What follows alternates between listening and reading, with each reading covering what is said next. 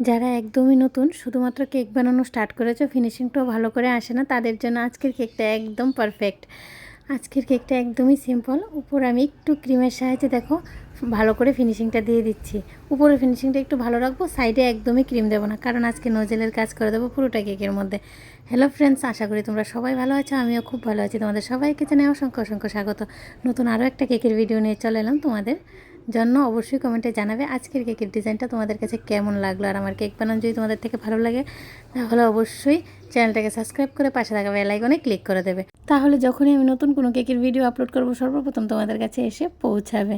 তো দেখো আমি ডিজাইনটাও শুরু করে দিয়েছি, আর আমি তোমাদের সাথে শেয়ার করেছি আজকে আমি কোন নোজালটা দিয়ে এই ডিজাইনটা করছি। আমি একদম নিচের কালারটা একদম হালকা রাখবো, আস্তে আস্তে করে উপরের মিডলেরটা আরেকটু গাঢ় করে দেবো, আর উপরেটা একদমই ব্লু করে দেবো। এভাবে আমি 3টা লেয়ারে ফ্লাওয়ার বানিয়ে দেবো নোজালের সাহায্যে। উপরের অংশটা একদমই সিম্পল রেখে দেবো। আমি কিছু কালারফুল সুগার বল ইউজ করে দেবো, আর বার্থডে টপারটা একটু বড় সাইজের লাগাবো, তাহলে কেকের ডিজাইনটা দেখতে অনেকটাই সুন্দর লাগবে। আর একটা কিউট বাটারফ্লাই লাগিয়ে দেবো। আমার কেকের ডিজাইনটা কিন্তু একদম রেডি হয়ে গেছে। অবশ্যই কিন্তু কমেন্টে জানাবে আজকের কেকের ভিডিওটার ডিজাইনটা তোমাদের কাছে কেমন লাগলো। তাহলে আজকের মতো এই পর্যন্তই ফ্রেন্ডস। নেক্সট টাইম নতুন আর একটা কেকের ভিডিও নিয়ে তোমাদের সবার সাথে আবারও দেখা হবে। সবাই খুব ভালো থেকো, সুস্থ থেকো, আর খুব খুব আনন্দে থেকো। আর আমার কেকের ভিডিওটা পুরোটা যারা যারা ওয়াচ করেছো তোমাদের সকলকে জানাই অসংখ্য অসংখ্য ধন্যবাদ। আর এই কেকের কালারগুলো চেঞ্জ করে তোমরা কিন্তু ডিজাইনটাও চেঞ্জ করে নিতে পারো, দেখতে অনেক ভালো লাগবে। ট্রাই করে দেখবে, অনেক ভালো লাগবে।